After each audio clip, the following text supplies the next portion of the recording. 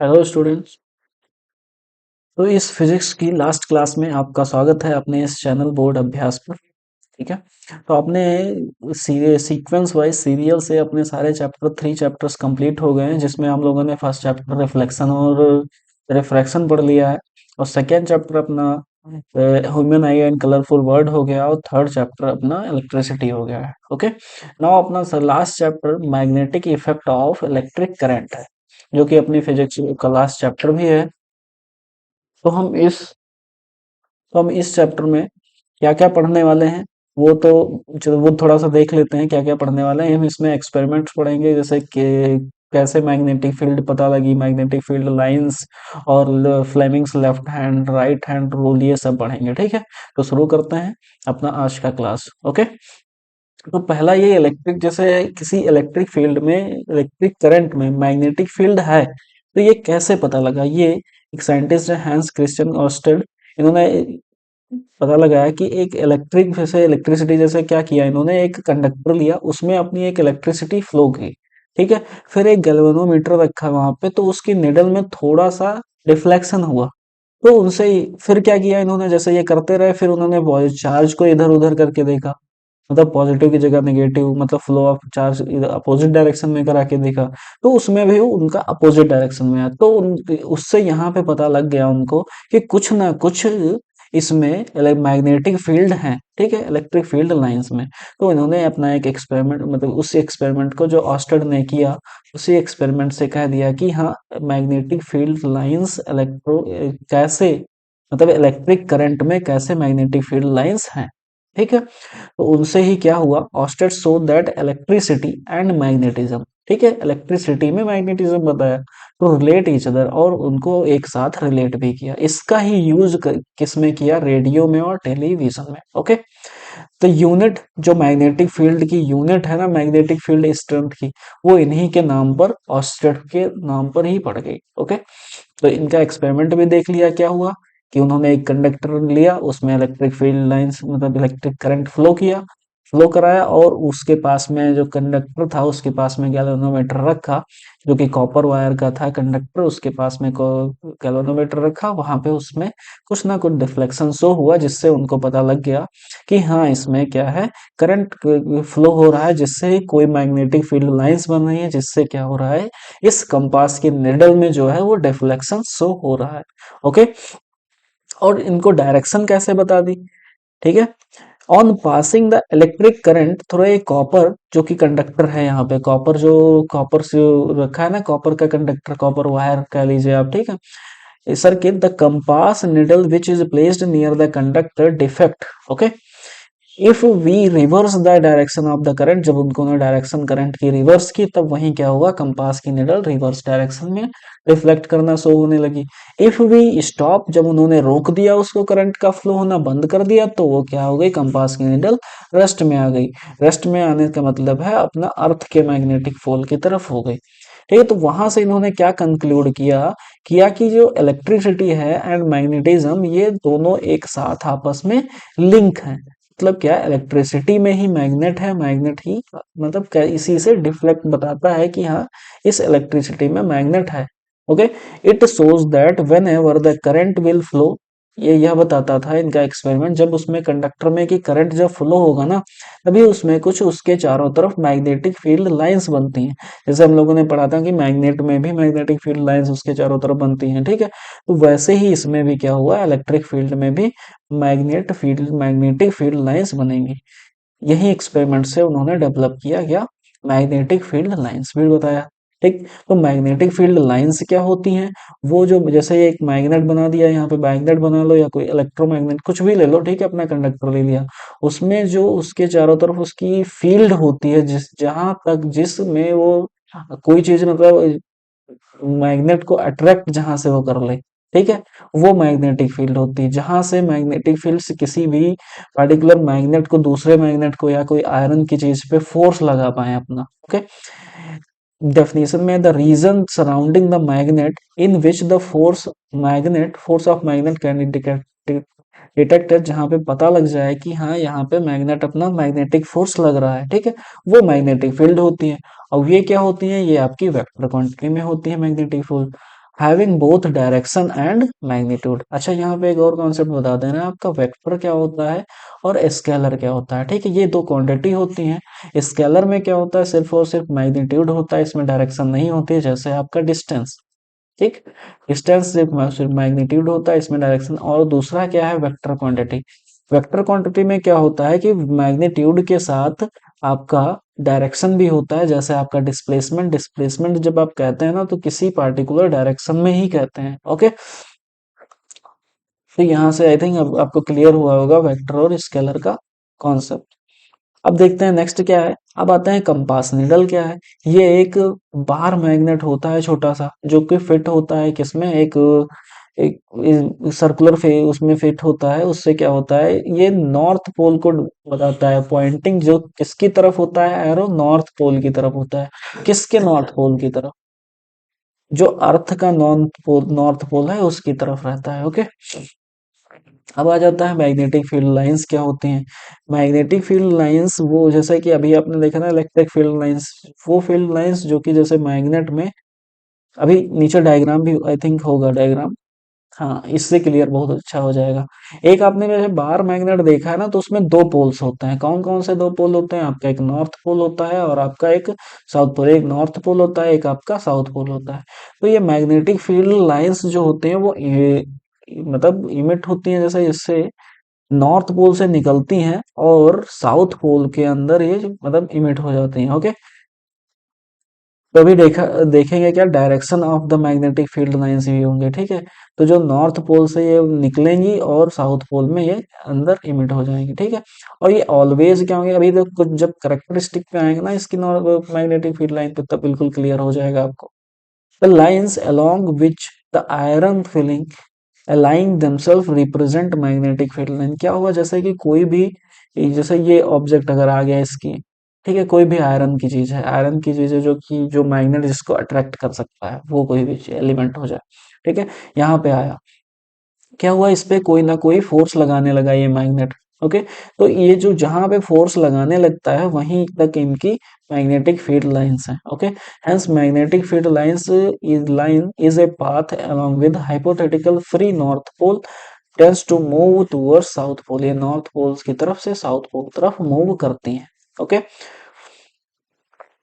Next क्या है, characteristic of the magnetic field line. Magnetic field line की characteristic क्या है। फर्स्ट क्या है, the direction of the magnetic field lines outside the magnetic is always from north pole to south pole. North pole से south पोल की तरफ magnetic field lines होती हैं।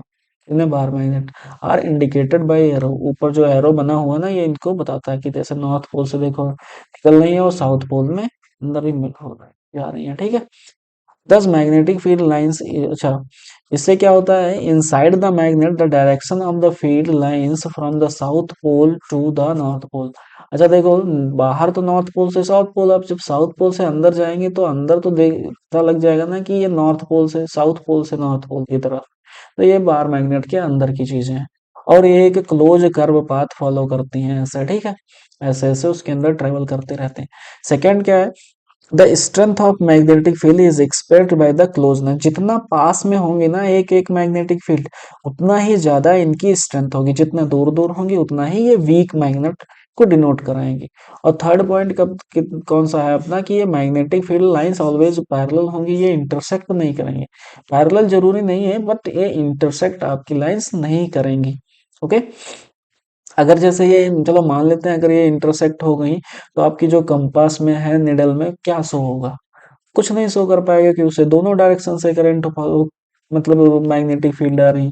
तो ये पॉसिबल ही नहीं है कि मतलब वो चीजें शो कर पाए। ठीक है, अब क्या नेक्स्ट अपना सेवन टॉपिक है, जो magnetic field lines due to current carrying conductor. कैसे करंट कैरिंग कंडक्टर में मैग्नेटिक फील्ड लाइंस होती हैं। अच्छा, जैसे क्या है, आपने देखा ना पॉजिटिव से नेगेटिव तरफ अपना करंट फ्लो हो रहा है। ओके, तो जैसे मैग्नेट, जैसे यहाँ पे अपना गैल्वेनोमीटर रखा। ओके, तो क्या हुआ, कुछ ना कुछ डिफ्लेक्शन शो हुआ मैग्नेट उसमें, ये गैल्वेनोमीटर में। अब क्या किया, उसकी डायरेक्शन चेंज की, मतलब क्या है, करंट की फ्लो होने की डायरेक्शन चेंज की। अभी जैसे पॉजिटिव फ्लो तो पॉजिटिव से नेगेटिव तरफ ही करेंगे। अब क्या हुआ, पहले ये पहले इस डायरेक्शन में जैसे फ्लो हो रहा था, अब इस डायरेक्शन में फ्लो करा देंगे। जैसे अब राइट टू लेफ्ट होगा, पहले लेफ्ट टू राइट था, तो इसमें क्या करें, क्या हो जाएगा, अपना अपोजिट डायरेक्शन हो जाएगी, मतलब उसमें भी डिफ्लेक्शन शो होने लगा, पहले इधर हो रहा था, अब ये इधर होने लगेगा। ओके। आपने ऊपर देखा होगा जब एक कॉपर का वो वायर था जिसमें कंडक्टर था, उसमें एक पैरेलली हम कंपास रख दे रहे थे, तो निडल क्या शो कर रहा था, डिफ्लेक्शन शो कर रहा था निडल। और जब हम रिवर्स कर रहे थे किसमें, जब हम करंट को रिवर्स डायरेक्शन में फ्लो करा रहे थे, तो उसमें निडल भी रिवर्स हो जा रही थी। अब आ जाते हैं अपना right hand thumb rule. Right hand thumb rule क्या कहता है, ठीक है। राइट हैंड थंब रूल यही कहता है कि आपको डायरेक्शन बताता है किसकी, मैग्नेटिक फील्ड लाइंस की direction with respect to current carrying conductor. जैसे एक करंट कंडक्टर में करंट फ्लो हो रहा है, तो कैसे उसमें हम डायरेक्शन निकाल पाएंगे, तो वो with the help of right hand thumb rule. हम क्या करते हैं, अपना राइट हैंड देते हैं, उसमें थंब ऊपर कर लें, ठीक है, और अपनी फिस्ट क्लोज कर लें, फिर अपनी तरफ वो अंदर की तरफ हम, जैसे अगर थंब ऊपर की तरफ होता है ना, तो डिनोट करता है कि थंब ऊपर है, तो मतलब जो करंट फ्लो हो रहा है ना, वो ऊपर की डायरेक्शन, मतलब नीचे से आ रहा है, ऊपर की डायरेक्शन में फ्लो हो रहा है। तो क्या हो जाएगा, अब अगर आप इसको इन साइड अपनी तरफ हाथ घुमाएंगे ना, तो वो डायरेक्शन हो जाए, मतलब कह दें एंटी क्लॉकवाइज। अपना अब हाथ जो फिस्ट है वो अंदर की तरफ, मतलब एंटी क्लॉकवाइज मूव करिए, तो वही हो जाती है direction of the magnetic field. जैसे क्या, ये फिस्ट क्लोज करके ये इधर की साइड जब हम मूव कराएंगे तो ये हो जाएगी। अगर यही हम अपोजिट डायरेक्शन में, मतलब कि ऊपर से करंट नीचे आ रहा है, तो अपना ये जो थंब होगा, वो हम वो हम थंब जो है वो हम नीचे की तरफ कर देंगे, ठीक है। तब अगर जो कराएंगे तब हमारा क्लॉकवाइज आ जाएगा। ओके, तो यहाँ से आपको क्लियर हुआ होगा कि थंब थंब रूल से, राइट हैंड थंब रूल से हम कैसे निकाल सकते हैं किसकी, मैग्नेटिक फील्ड की डायरेक्शन निकाल कैसे सकते हैं। ओके, तो यहाँ यही वही लिखा हुआ है जो हमने बताया अभी, ठीक है। तो ये किसका है, magnetic right hand thumb rule, ये मैक्सवेल कॉस्क्यू का रूल है। ओके, अब आ जाता है नेक्स्ट अपना, magnetic field due to the current through a straight conductor. अब एक स्ट्रेट कंडक्टर है, उसमें मैग्नेटिक फील्ड कैसी होगी।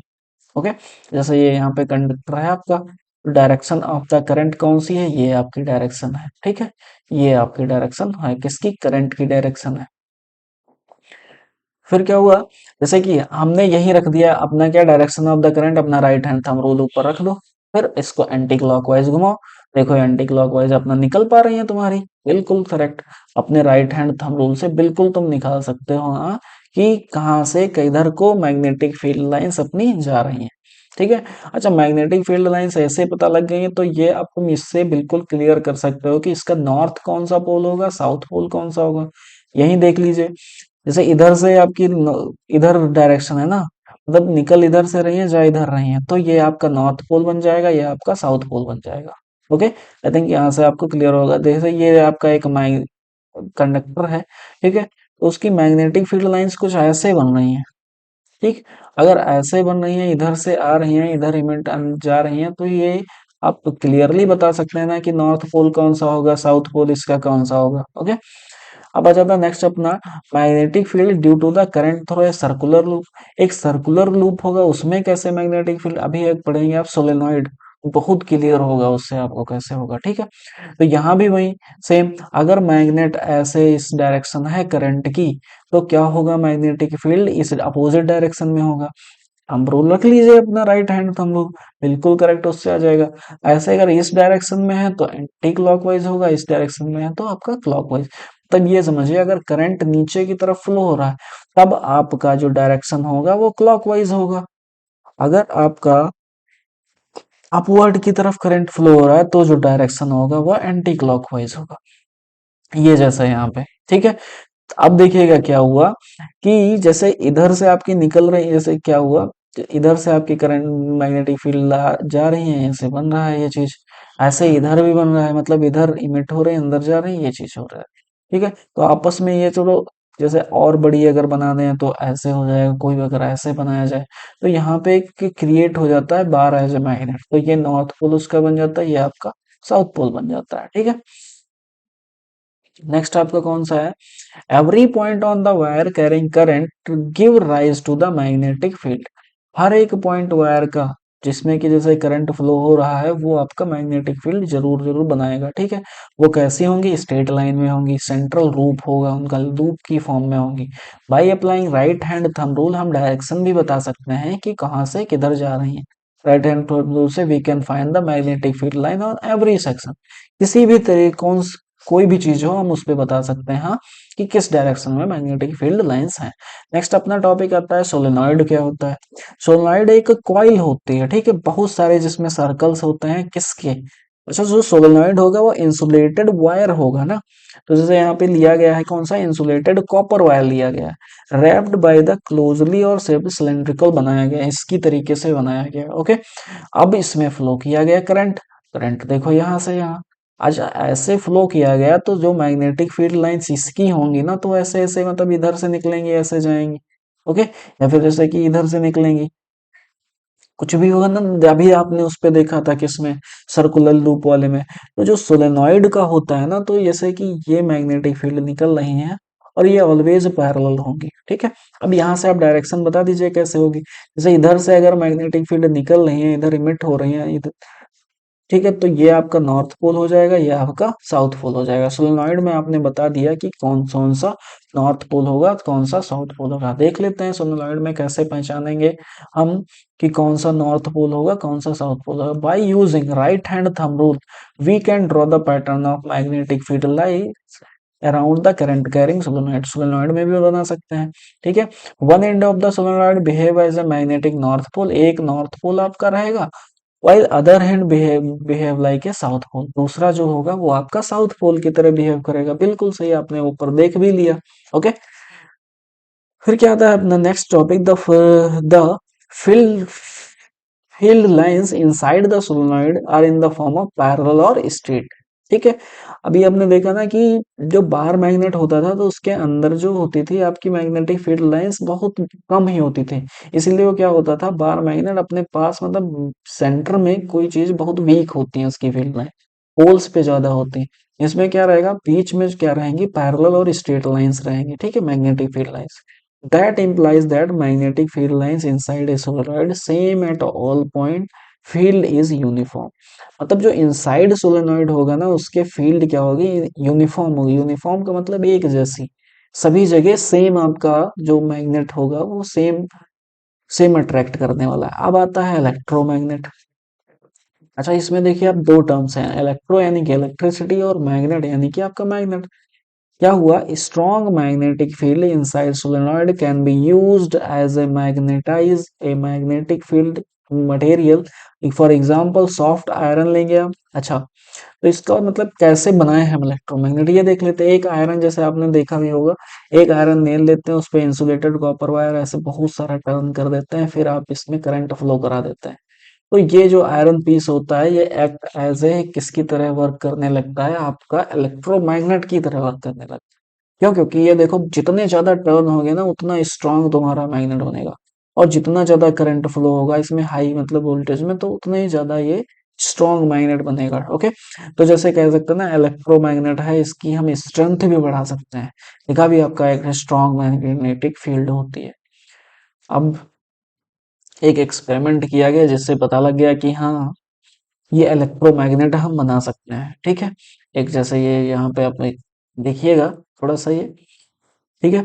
तो ये जैसे क्या है, एक सर्किट बना दिया गया है, इसमें एक यहाँ पे रॉड कनेक्ट कर दी गई, एक इधर कनेक्ट कर दी गई, ठीक है। ये रॉड है। अभी हमने बताया कि जैसे रॉड में अगर करंट फ्लो होगा ना तो तुम्हारा क्या होगा, हाँ, वो मैग्नेट की तरह मैग्नेटिक फील्ड लाइंस कुछ ना कुछ होंगी। तो क्या हुआ, ये आपका एक बार मैग्नेट लगा दिया गया जो कि हॉर्स शू मैग्नेट है। इसमें कुछ ना कुछ इसमें डिफ्लेक्शन से हुआ होगा, ये अट्रैक्ट हुई होगी अपनी तरफ।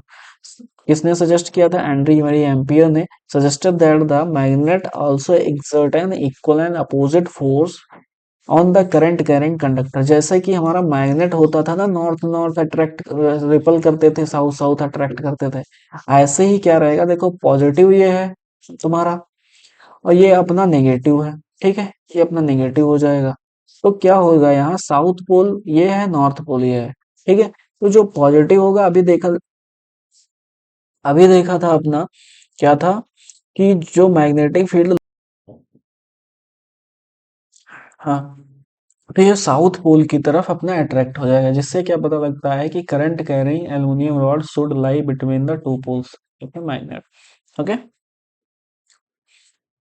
नेक्स्ट अपना क्या है, we observe that a rod is displace, the rod will be experience a force when it a particular magnetic field is a perpendicular direction to the length. Okay, next अपना the direction exerted by the force will be reverse if the direction of the current through the conductor is reverse. अगर हम जो current conductor में current flow हो रहा है उसको reverse कर देते हैं तो हमारा जैसे उसकी तरफ ये अट्रैक्ट हुआ था, अब ये दूसरी तरफ अपना नॉर्थ पोल की तरफ हो जाएगा अगर हम डायरेक्शन चेंज कर देंगे। ठीक है, if we change the direction of the field by the interchanging the poles, अगर हम पोल भी चेंज कर देंगे इधर उधर तब भी हमारा इधर उधर डिफ्लेक्ट हो जाना है, मतलब आप इधर अपनी दूसरी तरफ अट्रैक्ट हो जाएगा। Therefore the direction of exerted force depends on the direction of current, किस किस पर डिपेंड करेगी, डायरेक्शन उस करंट की कैसी डायरेक्शन है, और दूसरा कौन से डिपेंड करेगी, अपने direction of magnetic field lines की डायरेक्शन पर डिपेंड करेगी। ठीक है, नेक्स्ट अपना टॉपिक है बहुत जो इम्पोर्टेंट है, एग्जाम में फोकस करना इस एग्जाम में, लेफ्ट हैंड थंब रूल और राइट हैंड थंब रूल, किसका, फ्लेमिंग्स। ठीक है, फ्लेमिंग का लेफ्ट हैंड, इसको याद कैसे कर सकते हैं, मदर फादर चाइल्ड से। ठीक है, मदर से एम से मोशन याद कर सकते हैं। ठीक है, एफ से फील्ड यानी कि, और सी से करंट। ठीक है, अच्छा, तो फोर्स यानी कि मोशन किससे याद करेंगे आप, एम से। अच्छा, आप अपना लेफ्ट हैंड निकालिए, अभी करके देखिए कि आपका जो थंब है ये सबसे ऊपर रखिएगा, परपेंडिकुलरली रखिएगा किसके, फोर फिंगर के और मिडल फिंगर के बीच। ठीक है, तो ये डिनोट करेगा जैसे मोशन आपका होगा तो थंब वो होगा। ठीक है, जैसे हम पहले मोशन कराएं किस चीज का, ठीक है, मोशन होगा। फिर क्या होगा, एफ से फील्ड, मैग्नेटिक फील्ड होंगी, यानी कि मैग्नेट्स तुम्हारे लगे होंगे किस पे, फोर फिंगर।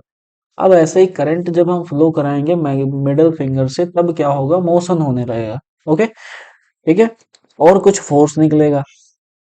ये तीनों मेन चीज है, ये तीनों आपस में परपेंडिकुलर होंगे, जैसे आपने देखा ना ये डायग्राम ऐसे उसमें बनाया होगा अपना 3D में। ठीक है, ये टाइप में, तो जैसे ये आपका थंब हो गया, ये आपका फोर फिंगर हो गई, ये आपकी मिडल फिंगर हो गई, ऐसे आप इसको याद कर सकते हैं। ठीक है, तो इसमें क्या होगा, आपका जब मोशन होगा, ठीक है, मोशन तो बाद में होगा, पहले हम क्या करेंगे, इसमें फोर्स मतलब मैग्नेटिक फील्ड लगेंगी। ठीक है, मैग्नेटिक करंट जैसे इसमें तो ये तो मैग्नेट फोर रखा हुआ है, इसमें मैग्नेटिक फील्ड बनी, ठीक है, इसमें करंट आया, तो क्या हुआ, ये एक शाफ्ट बनी होती है, आपने मोटर देखा होगा ना, शाफ्ट होती है आयरन की तो वो घूमने लगती है। ठीक है, आई थिंक यही एग्जांपल होगा जो फंक्शन होता है ना मोटर का, इलेक्ट्रिक मोटर का, it based on this rule, it converge electrical energy into mechanical energy, इसमें इलेक्ट्रिक एनर्जी को मैकेनिकल एनर्जी में कन्वर्ट किया जाता है।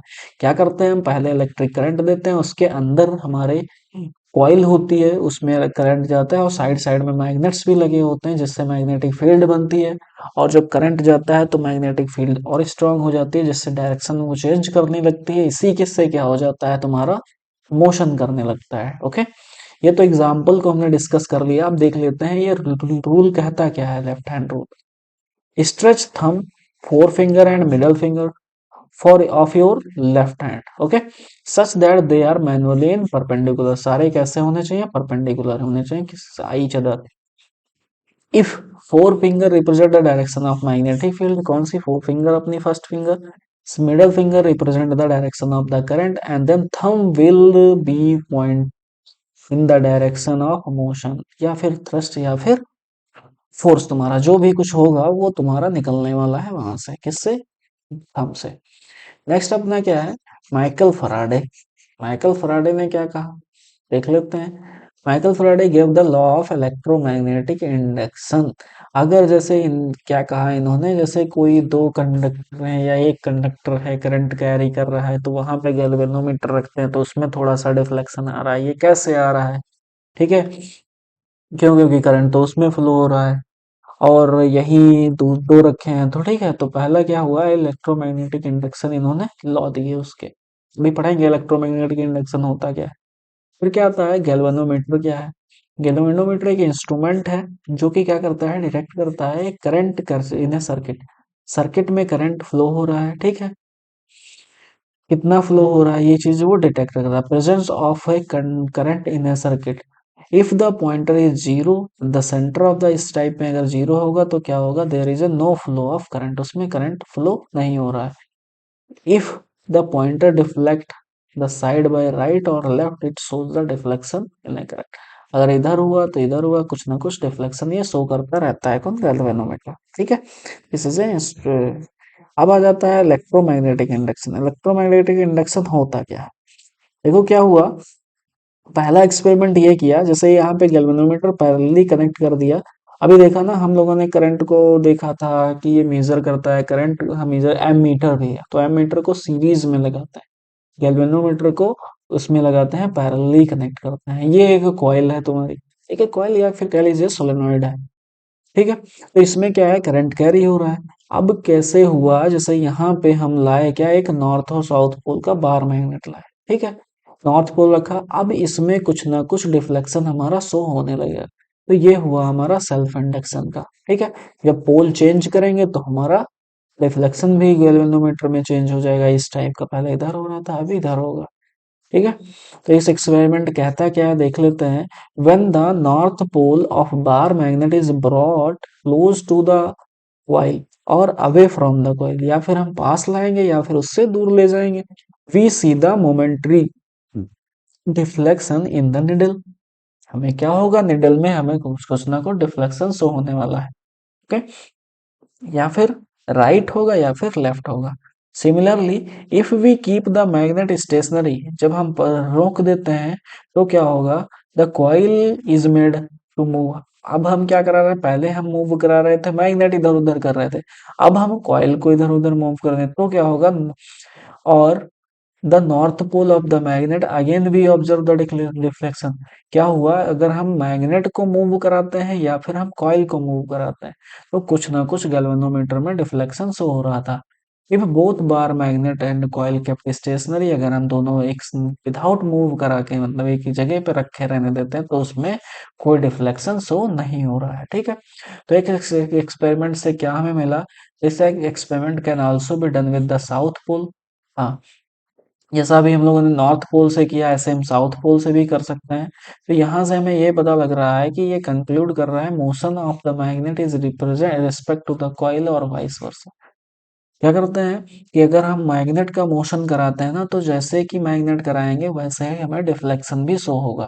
Due to this change in magnetic field lines, potential difference is induced in same coil which set the induced potential current। यहाँ से ये पता लगता है कि उसमें क्या है, कुछ ना कुछ पहले से इंड्यूस्ड है मैग्नेट फील्ड। ओके, सेकंड क्या हुआ, सेकंड एक्सपेरिमेंट हमारा म्यूचुअल इंडक्शन का है, जिसमें क्या होंगे, दो कॉइल्स देंगे, एक में तुम्हारा करंट फ्लो हो रहा होगा, एक में तुम्हारा करंट नहीं फ्लो हो रहा है। ओके, लेकिन दोनों तुम्हारे लगे हुए हैं। इसमें क्या है, जैसे इसमें की लगाई है, इसमें की नहीं लगाई। ओके, गैल्वेनोमीटर भी है। इस एक्सपेरिमेंट क्या कह रहा है, in this experiment plug the key that is connected connect coil with battery and observe. अच्छा, जब कनेक्ट कर दें तो ये एज ए मैग्नेट की तरह नहीं काम करने लगेगा, वही वही है सेम, बट इसमें दोनों सेम है। ठीक है, the deflection in galvanometer, now plug out the key, आप की हटा दी जाती है, डिस्कनेक्ट कर दी जाती है कॉइल वन से। तो क्या हुआ, from battery and observe the deflection in galvanometer which will be reverse in direction. अब क्या कर दिया जाता है, अब जब रिवर्स डायरेक्शन में कर दिया जाता है तो रिवर्स होने लगता है, जब उसमें कर दिया जाता है तो और hence we conclude that the potential difference is induced in secondary coil. जिससे ये पता लगता है कि हमारा कुछ ना कुछ पहले से ही उसमें पोटेंशियल डिफरेंस मतलब है इंड्यूस्ड। ओके, तभी तो शो हो रहा है हमें। Whenever there is a change in current, the primary coil 1 by the off की, हम ऑफ की से ये चीज पता लगा देते हैं। ठीक है, क्या होता है, this is because whenever there is a change in current in primary coil, magnetic field associated with also change, magnetic field भी हमारी चेंज होंगी। Now magnet now magnetic field now lines around the secondary coil, यानी कि two में जब होंगी, will change the induced and current electric current in the observe by the deflection in the needle of the ground. अब क्या देखना है हमें, जब प्लग ऑफ कर दे रहे हैं तब भी देखते हैं कुछ, मतलब आप कॉइल वन में देखते हैं कुछ ना कुछ डिफ्लेक्शन हो रहा, तो इससे ये पता चल रहा है कि हाँ, हमारा जो इलेक्ट्रोमैग्नेटिक के थ्रू हमारा इंडक्शन हो गया, मतलब क्या है, करंट कुछ ना कुछ मैग्नेटिक फील्ड लाइंस हो गई है। तभी तो देखो, आपने कभी देखा होगा कि किसी के मैग्नेट के टच में कोई चीज रख दो ना बहुत टाइम तक, तो वो भी मैग्नेटिक बन जाती है हल्की। तो यही जो प्रोसेस होता है, कौन सा this process by changing the strength of the current in primary coil induce the current in secondary coil. दूसरे में भी चेंज कुछ ना कुछ आ जाता है, ये जो है ये थ्रू इंडक्शन है। The induced current is found in highest when the direction of the motion of the coil is at right angle to the magnetic field। जब हम राइट एंगल में रखते हैं, ठीक है, तो क्या हो जाता है, जो इंड्यूस्ड करंट होगा वो बहुत ज्यादा मैक्स हाईएस्ट हो जाएगा। अब नेक्स्ट अपना हो जाता है, हमने अभी लेफ्ट हैंड फ्लेमिंग का देख लिया है, अब आ जाते हैं फ्लेमिंग के राइट हैंड पे। ठीक है, तो राइट हैंड क्या कहता है, ये सेम, ये भी कौन सा, मदर फादर एंड चाइल्ड। इसमें भी बिल्कुल सेम है, बट इसमें क्या होगा, मोशन पहले होगा, ठीक है, और मैग्नेटिक फील्ड होगी और करंट तुम्हारा इंड्यूस्ड होगा, मतलब करंट बाहर निकलेगा। इसका हम पहले आपको एग्जांपल दे देते हैं। जो आपका इलेक्ट्रिक जनरेटर होता है ना, वो आपके राइट हैंड थंब रूल पे चलता है। ठीक है, तो राइट हैंड थंब रूल भी वैसे ही बना लीजिए ऐसे, ठीक है, इस टाइप में, इसमें थंब तुम्हारा ऊपर है, ये तुम आपकी फर्स्ट फिंगर यानी कि फोर फिंगर है, ये आपकी कह दीजिए मिडल फिंगर है। इसमें क्या होगा, इसमें पहले हमारा फोर्स लगेगा, फोर्स लगेगा तब हमारा जैसे करें वो इलेक्ट्रिक फील्ड जनरेट होंगी, इलेक्ट्रिक मैग्नेट फील्ड की जगह देखिए मैग्नेट फील्ड होगा और फोर्स लगेगा तो हमारी इलेक्ट्रिक फील्ड जनरेट होगी, जो और हमारा करंट जो होगा वो इंड्यूस्ड हो जाएगा, बाहर निकलने लगेगा। और ये तीनों, पहली बात मेन चीज तो ये तीनों भी परपेंडिकुलर होंगे।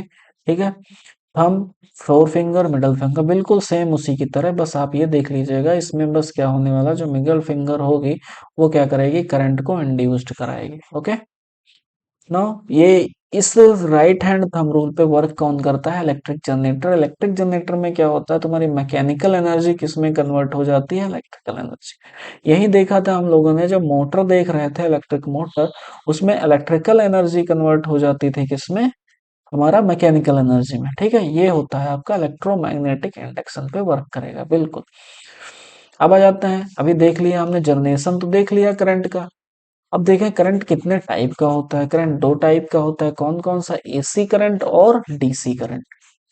ठीक है, डायरेक्ट करंट और अल्टरनेट करंट।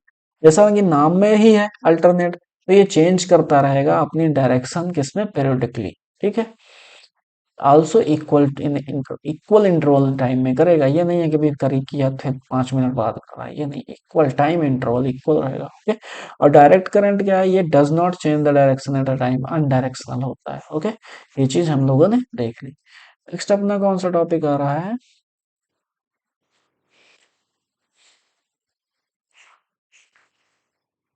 हाँ, तो यहाँ पे इस फिगर से आप बिल्कुल क्लियर समझ सकते हैं अल्टरनेट करंट कौन सा है और डायरेक्ट करंट कौन सा है। तो अल्टरनेट करंट में क्या होगा, जैसे इस फ्रीक्वेंसी टाइप होगा कि अल्टरनेट आ रहा है। डायरेक्ट करंट में क्या होगा कि ये फ्रीक्वेंसी बिल्कुल जीरो होगी, क्यों, इसके टाइम के रिस्पेक्ट में कुछ ना कुछ नहीं चेंज करेगा। अच्छा, कुछ दिया हुआ है क्या, अल्टरनेट करंट इंडिया में कितना रहता है, 50 हर्ट्ज की फ्रिक्वेंसी शो करता है और अमेरिका वगैरह में 60 हर्ट्ज की फ्रिक्वेंसी शो करता है। अब देख लेते हैं क्या, कि ये जो डायरेक्ट करंट होता है इसके और इनडायरेक्ट अल्टरनेट करंट होता है, इसके कुछ एडवांटेजेस क्या क्या है। तो advantages of alternate current over direct current, direct current का अल्टरनेट करंट के रेस्पेक्ट में, अल्टरनेट करंट का डायरेक्ट करंट की रिस्पेक्ट में क्या मतलब एडवांटेज है। पहली चीज तो ये, electrical power can be transmitted in a longer distance without much loss in energy. हमें बहुत दूर तक अगर करंट फ्लो कराना है इलेक्ट्रिक करंट, तो अल्टरनेट करंट में कुछ लॉस नहीं होता है। ठीक है, therefore cost of transmission is बहुत ज्यादा कम होती है। और इंडिया में इसकी फ्रिक्वेंसी भी 50 hertz, it means every 1/100 second it change in direction. इतने कम सेकेंड के लिए, इतने कम टाइम में ये अपनी डायरेक्शन चेंज करता रहता है। ठीक है, अब आ जाते हैं हम नेक्स्ट अपने टॉपिक पे, किससे, कौन से, डोमेस्टिक सर्किट। डोमेस्टिक सर्किट में हम ये देखेंगे कि अपने घर की जो भी वायरिंग करनी चाहिए वो कैसे करें। ठीक है, तो पहला तो है अपना कि जो पोटेंशियल डिफरेंस होना चाहिए वो आपका 220 वोल्ट तक और उसकी फ्रिक्वेंसी 50 हर्ट्ज तक। ठीक है, अब तीन चीजें मेन होनी चाहिए, जो तीन वायर होते हैं आपका, पहला रेड वायर। ठीक है, रेड वायर को क्या कहते हैं, लाइव वायर यानी कि पॉजिटिव वायर। इसमें क्या live wire at high potential होगा कितना 220 वोल्ट का। अब सेकंड क्या हो जाएगा, wire with black insulation cover, ये कवर है रेड इंसुलेशन कवर होगा, ये आपका ब्लैक इंसुलेशन, ये इसे न्यूट्रल वायर कहते हैं यानी कि नेगेटिव। इसमें क्या होगा तुम्हारा जीरो पोटेंशियल होगा, कम कितना पोटेंशियल जीरो। ये आप याद रखिएगा कि लाइव वायर में कितना पोटेंशियल होता है नेगेटिव, और लाइव वायर में तुम्हारा 220 पोटेंशियल डिफरेंस होगा, और इसमें कितना पोटेंशियल डिफरेंस होगा, वो आपका जीरो पोटेंशियल डिफरेंस होगा। नेक्स्ट आपका आ जाता है ग्रीन वायर। ग्रीन वायर किसको रिप्रेजेंट करता है, वो आपका ग्रीन वायर करता है आपका अर्थ। जैसे आपने देखा होगा कि घर में जब अर्थिंग कर मतलब जो वायरिंग की जाती है तो तीन वायर होते हैं, एक रेड होता है आपका, एक ब्लैक होता है, एक आपका ग्रीन होता है, जो कि अर्थ वायर से रिलेटेड। ठीक है। नेक्स्ट अपना आ जाता है, और ये क्या करता है, ये कनेक्ट कर दिया जाता है कॉपर प्लेट से, और वो मतलब बहुत अंदर जमीन में दबा दी जाती है। ठीक है। The metallic body appliances connected with the earth wire as the safety measure. क्यों अर्थ वायर यूज किया जाता है, क्योंकि अगर कहीं ऐसे डिसकनेक्शन हो गया, मतलब कहीं भी शॉर्ट सर्किट वगैरह हो गया, या फिर ज्यादा वोल्टेज आ गया, तो उसमें क्या होता है, अपना अर्थ वायर पूरा न्यूट्रलाइज कर देता है उसको। ओके। अच्छा, अर्थ वायर देख लीजिए फंक्शन क्या क्या करता है। Earth wire provide a low resistance, सबसे कम रेसिस्टेंस है to the current, hence any leakage in the current of the current और to the metallic body appliances keep its potential equal that of the earth, that means zero potential that the user save by from the severe electric shock। जिससे क्या हो जाता है, कहीं भी leakage हो जाती है करंट की, और ये अर्थ वायर क्या करता है, उसको सीधा एब्जॉर्ब कर लेता है। क्यों, क्योंकि उसका बहुत कम रेसिस्टेंस होता है। ओके, जिससे क्या होता है, कोई भी आपको इलेक्ट्रिक शॉक नहीं लगता है करंट लीकेज पर भी। अच्छा, यहाँ पे देख लीजिए वायरिंग कैसे करते हैं। अर्थ वायर ये है आपका, ये लाइव वायर आ जा रहा है, ये आपका न्यूट्रल वायर हो जा रहा है।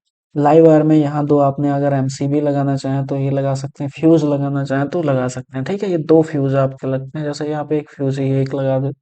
ये आपका इलेक्ट्रिक मीटर है, जो कि कनेक्ट होता है सिर्फ किसके किससे, न्यूट्रल वायर और लाइव वायर में। दो गए। ये आपका यहाँ पे भी एक फ्यू फॉर करंट, ये बोर्ड आपके जो भी लग गए। ठीक है। डिस्ट्रीब्यूशन बॉक्स मेन स्विच और फ्यूज, इसमें स्विच है, एमसीबी वगैरह होंगी और बोर्ड्स वगैरह होंगे। ठीक है। फिर ये आपके मेन आपके कमरों में जैसे कनेक्शन में जा रहे हैं, तीन थ्री प्लग। अब ये अर्थ वायर तीनों से कनेक्ट होगा, क्यों, क्योंकि कुछ कुछ लीकेज अगर हो गया तो ये आपका एब्जॉर्ब कर लेगा और डायरेक्ट अर्थ को भेज देगा। ठीक है, जिससे आपको इलेक्ट्रिकल शॉक से बच जाएंगे। अब आ जाता है कि point to be noted for domestic circuit. Domestic circuit जब आप बनाते हैं तो उसमें कुछ ना कुछ बातों का ध्यान रखना जरूरी है। ठीक है। क्या ध्यान रखना, पहला तो हर बोर्ड से आप मतलब हर एक सेपरेट अप्लायंसेस के साथ में आपको स्विच लगाने जरूरी है, जिससे आप किसी भी चीज को ऑन कर सकें और ऑफ कर सकें। सेकंड क्या है, in order to provide equal difference potential difference, सभी को अगर पोटेंशियल डिफरेंस इक्वल करना है ना, हम लोगों ने किस में पढ़ा था, जब हम पढ़ रहे थे ना सीरीज कनेक्शन और पैरेलल कनेक्शन जब पढ़ रहे थे, तो इसमें देखा था जो सीरीज कनेक्शन होता है उसमें करंट सेम रहता है, और जो पैरेलल कनेक्शन होता है उसमें वोल्टेज सेम रहती है। तो वही चीज है यहाँ पे, हम पैरेलल कनेक्शन करेंगे, जिससे क्या होगा, हमारा सभी क्या होगा, each appliance they should connect parallel to each other so that they can be use any time. ठीक है। पोटेंशियल डिफरेंस सबका सेम रहना चाहिए। हैव टू क्या होना चाहिए, we have two electric circuit in our home. पहला क्या होना चाहिए, जैसे सर्किट यानी कि एमसीबी टाइप। ठीक है, पहला 15 एम्पियर का, और ये दो, और एक चीज होनी चाहिए क्या, one consist of a current 15 ampere of A high power appliances, और ये कुछ ना कुछ तुम्हारे होने चाहिए लो पावर अप्लायंसेस। और एक चीज है कि आपके घर में मतलब दो ही, मतलब दो होने चाहिए क्या, कुछ ऐसे अप्लायंसेस होने चाहिए जो हाई पावर को कंज्यूम कर सकें, और कुछ ऐसे अप्लायंसेस होंगे जो लो पावर का, जैसे क्या होगा, अगर हमारा पोटेंशियल बढ़ भी जाता है तो क्या हो, वो वाले अपना आराम से चलते रहे। ठीक है। अब आ जाता है अपना नेक्स्ट टॉपिक, शॉर्ट सर्किटिंग। ठीक है, शॉर्ट सर्किटिंग होता क्या है, कुछ फॉल्ट आ जाती है, क्या होता है इसको फॉल्ट में, जो अपना इंसुलेशन होता है वायर का, वायर पे जो प्लास्टिक आपकी कवर लगा होता है उसमें कुछ ना कुछ जैसे कि कट वट लग जाते हैं, या कुछ ना कुछ डैमेज हो जाता है, तब क्या होता है, सर्किट विल ऑफर जीरो और नेग्लिजिबल रेसिस्टेंस। तो उसमें सर्किट में रेसिस्टेंस खत्म हो जाता है। तब क्या होगा, जो फ्लो ऑफ करंट होगा उसमें, मतलब रेसिस्टेंस तो जीरो हो जाएगा, तो flow of current due to the low resistance, resistance जब रह ही नहीं जाएगा तो जो करंट फ्लो होगा, large amount of current flow, बहुत ज्यादा करंट हो जाएगा। इसकी वजह से क्या हो जाएगा, आपका वायर हीट होने लगेगा, वहीं आपके फ्यूज वायर वर्क करते हैं, हीट वायर होने लगेगा, जिससे आपको स्पार्क बिल्कुल होता है। कौन सा हीट वायर होगा, जो आपका लाइव वायर होगा, Joule law of heating effect, ठीक है, जो कि H is directly proportional to current, जितना तेज करंट उतनी तेज वो हीट होगा।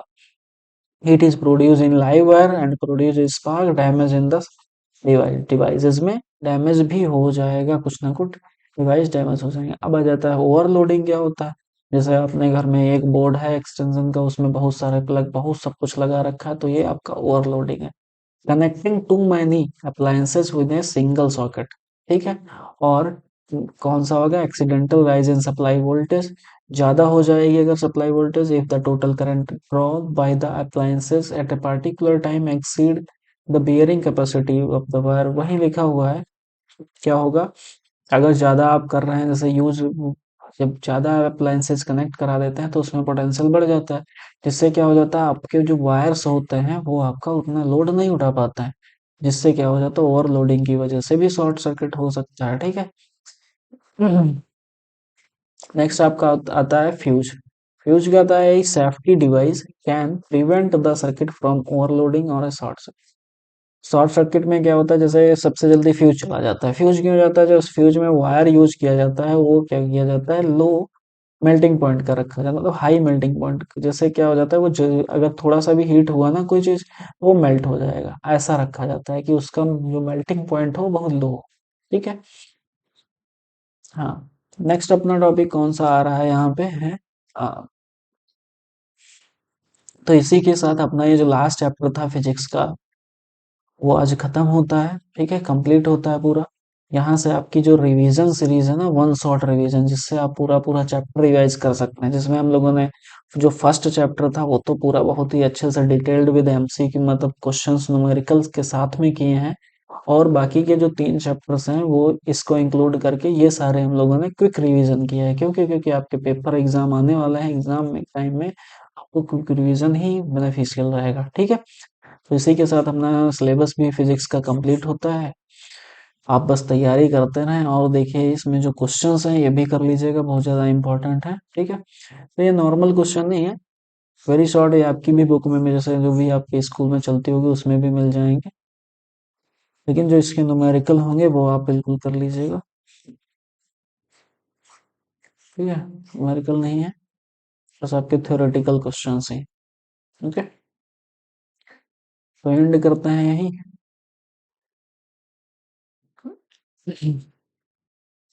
आप देखिएगा वीडियो को, और अच्छी लगे तो कमेंट की भी कीजिएगा। इसी तरीके से आपके इस चैनल पे मैथ और केमिस्ट्री की भी क्लासेस चल रही हैं, जो भी, जो क्या होगा, एग्जाम तक आपकी पूरी कंप्लीट हो जाएंगी, जिसमें आपके भी क्विक रिवीजन ही एनसीईआरटी को लेकर चला जा रहा है, ठीक है।